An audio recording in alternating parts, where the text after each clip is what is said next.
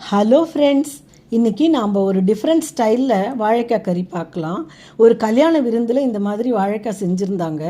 அந்த கேட்டர்கிட்டேருந்து தான் இந்த ரெசிபி தெரிஞ்சுன்றேன்.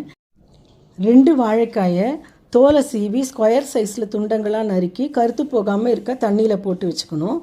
ஒரு பெரிய வெங்காயம் 1, பூண்டு 5-6 பல், ஒரு சின்ன பீஸ் இஞ்சி எல்லாத்தையும் நல்லா பொடியாக நறுக்கி வச்சுக்கணும்.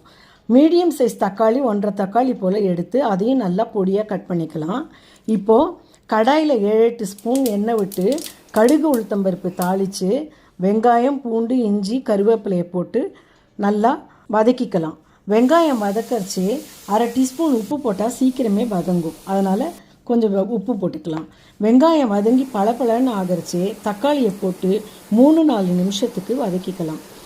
தக்காளி ஓரளவு வதங்கினதும் 1/2 ஸ்பூன் மஞ்சப்பொடி, 1 ஸ்பூன் காரப்பொடி, 1 ஸ்பூன் உப்பு போட்டு நல்லா கலந்து விட்டு வாழைக்காயை தண்ணியே இல்லாமல் நல்லா பிழிஞ்சு போட்டு நல்லா கலந்து விடணும்.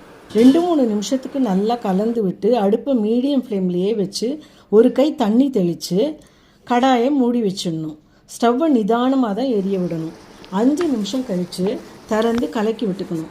5 நிமிஷத்துலேயே 3/4 அளவு வாழைக்காய் நல்லா வெந்து போயிடும். இப்போ வாழைக்காயை திறந்து பார்க்கறச்சு தண்ணி தேவைப்பட்டதுன்னா மறுபடியும் ரொம்ப கொஞ்சமாக விட்டு மறுபடியும் மூடி வச்சு வேக விட்டுக்கணும். இப்போது ஒரு 5 நிமிஷம் கழித்து திறந்து பார்க்கறச்சு நல்லாவே வாழைக்காய் வெந்திருக்கும். நல்லா கிளறி விட்டு கடாயை மூடாமல் ஸ்டவ்வை சிம்லேயே வச்சு 5 நிமிஷம் வதக்கினா சுவையான கறி ரெடி.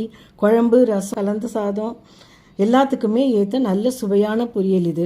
வெங்காயம், பூண்டு போடுறதுனால சப்பாத்திக்கு கூட இதை தொட்டுண்டு சாப்பிட்லாம்.